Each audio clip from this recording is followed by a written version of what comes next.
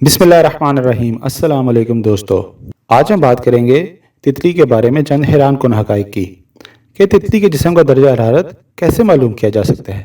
क्या इसके लिए कोई थर्मामीटर यूज़ किया जाता है या हाथ में पकड़ के मालूम किया जाता है या किसी जाल में डालकर मालूम किया जाता है। तो आज इसके बारे में बात करेंगे। और फितरत के एक और अजूबे कि तितली कैसे उड़ती है, साइंसदानों ने इसके बारे में भी एक बहुत ही दिलचस्प तहकीक की है। इसके बारे में भी आज बात करेंगे इस वीडियो में। इन्फॉर्मेशन अलार्म 360 में खुश आमदीद। दोस्तों, बात शुरू करते हैं कि तितली एक कीड़ा है जो अपने खूबसूरत परों की वजह से मुमताज़ है। दुनिया भर में 1,75,000 के करीब तितली की अनवा पाई जाती हैं। तितलियों को 5 ख़ानदानों में तकसीम किया गया है। तितली अपनी ज़िंदगी के दौरान 4 मुख्तलिफ हालतों से गुजरती है। सबसे पहले अंडा, फिर लार्वा, फिर प्यूपा और फिर तितली बन जाती है। फूलों का रस तितलियों की बुनियादी खुराक है। इसके अलावा जर, गुल, दाने, दरख्तों के रस, फल और कई चीज़ें भी इनकी खुराक में शामिल है। तितली दीगर जानवरों की तरह चीज़ों को ज़ुबान से नहीं चखती, बल्कि इसके लिए वो अपनी पतली पतली टांगों को इस्तेमाल में लाती है। तितली की उम्र बहुत मुख्तसर होती है, जो 1 हफ्ते से 1 साल तक होती है। तितली के परों की खूबसूरती इसके परों पर मौजूद नज़र न आने वाले क्रिस्टल्स की बदौलत होती है। और दोस्तों, इस वीडियो में जुड़े रहें क्योंकि आगे हम बात करने जा रहे हैं कि तितली के जिस्म का दर्जा हरारत कैसे मालूम किया जा सकता है।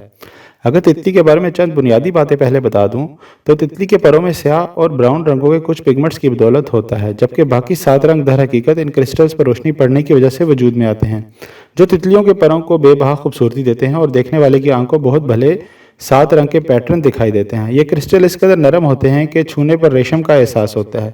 तितलियां आसानी से अपने परों का बोझ उठाती हैं और हवाओं में लहराती हैं। ये समझा जाता है कि तितलियां जहरीली नहीं होती, इसलिए अक्सर अफराद की इस किस्म की ख्वाहिशात की नज़र हो जाती हैं। लेकिन अब तहकीक ने यह साबित कर दिया है कि तितलियों की कुछ इकसाम बेहद जहरीली और ख़तरनाक होती हैं। दोस्तों, आप आगे बात करते हैं कि तितली के जिस्म का दर्जा हरारत कैसे मालूम किया जाए।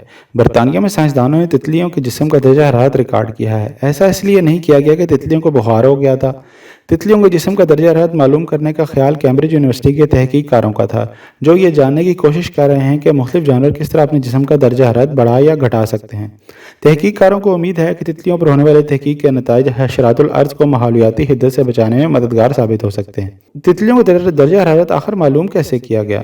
तितलियां बहुत नाजुक होती हैं, लिहाजा इनके जिस्म का दर्जा हरारत मालूम करने के लिए साइंसदानों को बहुत ही बारीक सा आला इस्तेमाल करना पड़ा।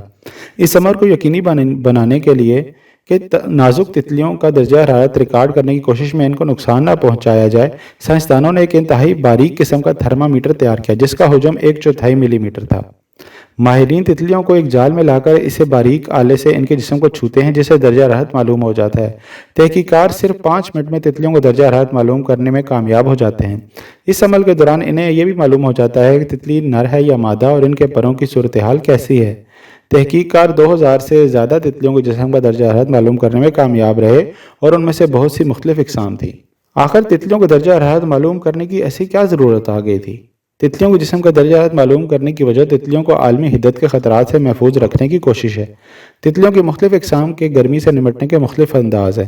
तितलियों की कुछ इकसाम सर्द मौसम में अपने जिस्म को बासानी हरारत देने की सलाहियत रखती हैं, जबकि बाज़ गर्म मौसम में अपने जिस्म की हरारत को कम कर लेती हैं। ऐसी तितलियां जो अपने जिस्म के हरारत को कंट्रोल करने की सलाहियत रखती हैं, इनके माहौलियाती तब्दीली से मुतासर होने के इम्कानात निहायत ही कम होते हैं।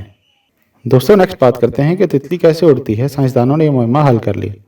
तितलियों की फड़फड़ाती हुई प्रवास बहुत अरसे से शायरों के लिए वारदाते कल्बी और साइंसदानों के लिए चकराने का बायस रही है। मुहक्किकीन को समझने मुश्किल रही कि नाजुक बदन जानदार अपने बड़े मगर नाकाफी परों के साथ कैसे उड़ती है।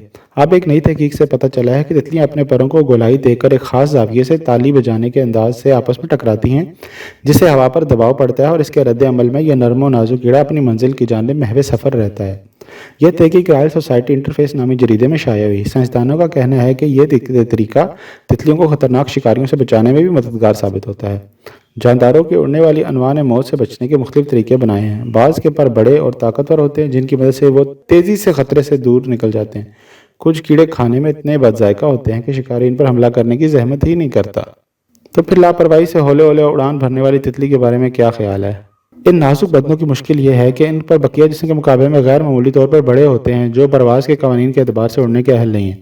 महक़क़ीन की टीम ने देखा कि लचकदार परों वाले चिमटे को जब विंड टनल में आजमाया गया तो इससे ड्रामाई तौर पर बहुत ज़्यादा क़ुव्वत पैदा हुई। इससे कारकर्दगी में 28% इजाफा, जो साइंसदानों की नज़र में उड़ने वाले जानदारों के लिए बहुत बड़ा नंबर है। سائنسدان اس نتیجے پر پہنچے کہ پیالہ نما بڑے پروں کے تالی بجانے کے انداز میں پھڑپڑانے کے عمل نے تتلیوں کو اپنے ارتقاء کے دوران شکاریوں پر سبقت دی ہے۔